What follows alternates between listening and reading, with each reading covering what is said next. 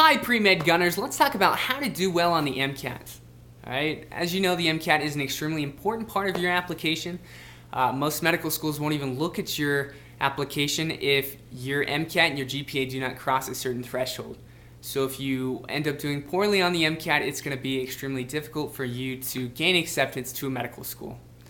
Alright, first I want to talk a little bit about my MCAT testing experience, and then I'll tell you some tips that I learned along the way that really helped me out. So first off, I took the MCAT twice.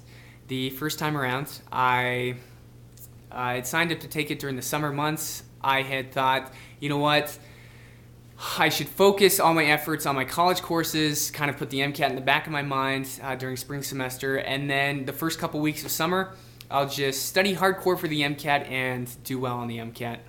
I thought that since the MCAT tested on biology and chemistry and physics, courses that I had done well in college, that it wouldn't be too difficult to study for the MCAT because it would basically just be a review of everything that I already know.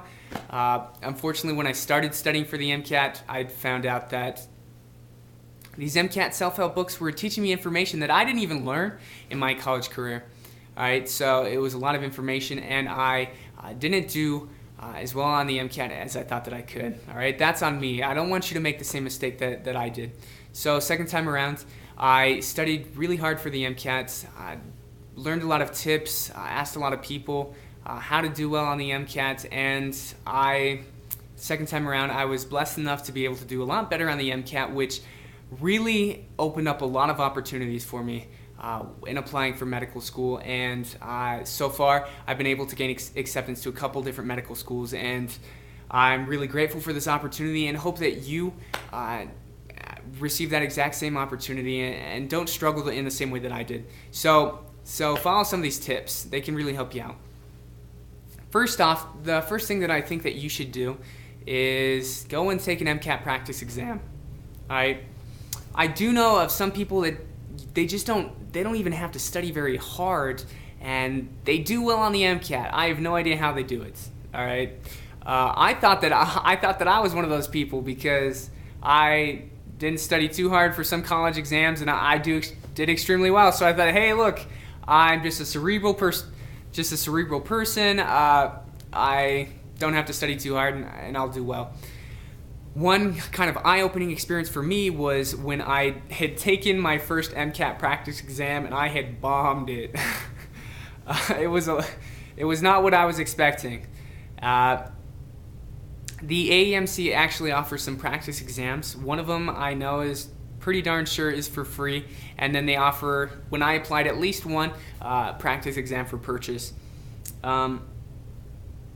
So I recommend go and take a practice exam, see how well you do. It'll help you kind of be in the MCAT testing environment, same kind of style and format as the MCAT, and just kind of help you gauge how difficult the MCAT could or will be.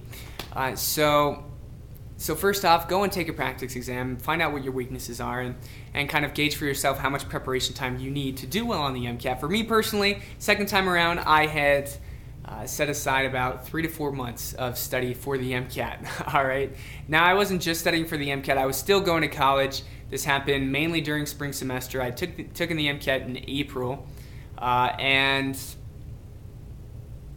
I still had college courses, so I just set a couple hours aside every day, every other day, and just studied for the MCAT, and that really helped me assimilate all the information and helped me do a lot better on the MCAT.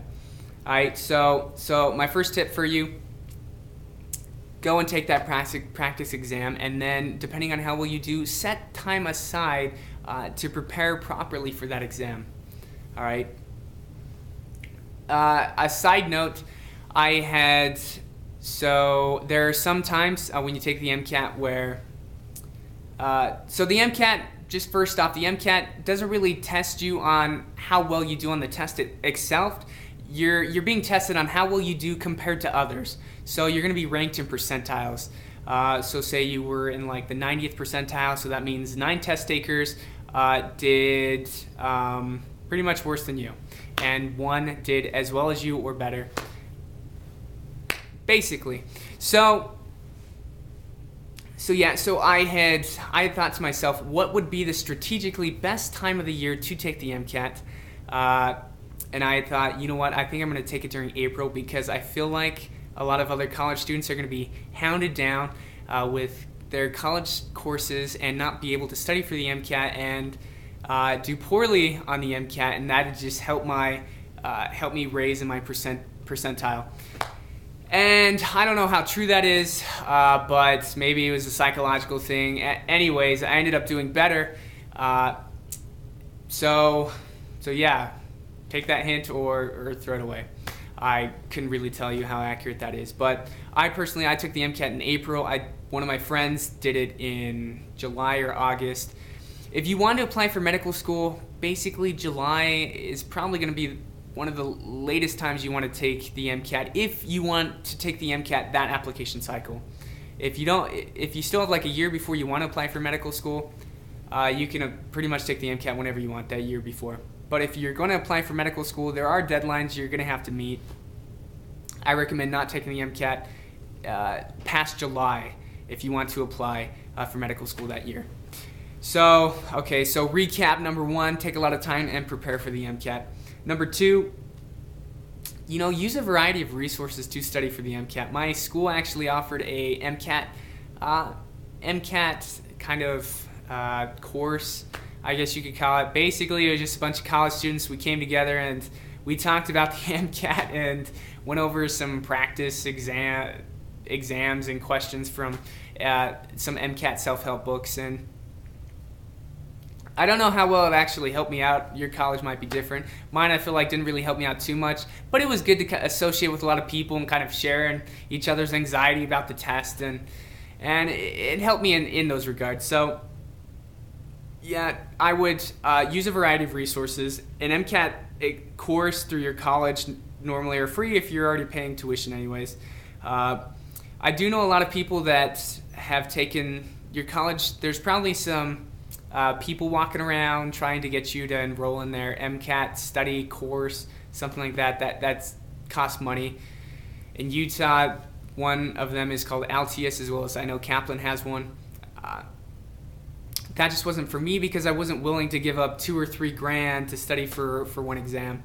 But I do know that it helps some people. So if you're one of those personalities that they took this course because they felt like it would be more structured study, and I think it helped them. I do know one of my friends didn't take it and did really great on the MCAT, so keep in mind you do not have to take one of these paid courses to do well on the MCAT, but for some people that need more structure and maybe more resources, it's for them, so go ahead and do it if you have that kind of money. Another thing, these self-help MCAT self-help books, sorry, there are Exam Crackers and Kaplan, as well as there are some other different MCAT self-help books that you can go through to start to study for the MCAT. Me personally, Exam Crackers was the best because it kind of broke it down and made it kind of funny to study for the MCAT. And I say funny because they would scatter in comics throughout the books, and that were just dumb, but I don't know, if you're studying for hours on end, they just seem a lot more funny. Anything seems funnier. So yeah, I recommend Exam Crackers. I use Exam Crackers and Kaplan and just study from both. As well as, Khan Academy. If you've heard of khanacademy.org, they actually have some MCAT self-help videos that I found a lot of them useful. So go ahead and check that out. So Kaplan, Exam Crackers, and Khan Academy, good enough for me, might be good enough for you. So go and check that out. So number 2, use your resources properly.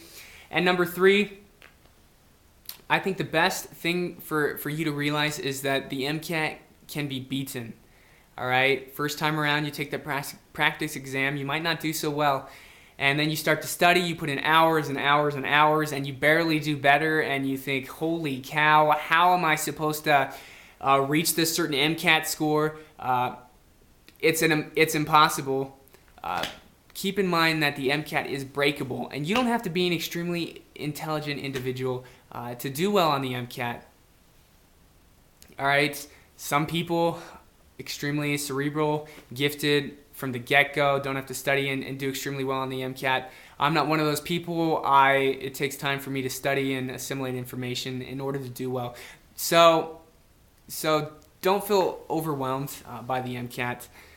Respect it, prepare for it, use your resources, and know in your gut that you can do well on the MCAT, and you should do great on the MCAT, right? You get in, you get out what you put in. So hopefully you do well on the MCAT. Those are my tips. Prepare, use your resources, and you know what? Just know that the MCAT can be broken and that you can do it. So yeah, that's my video for today.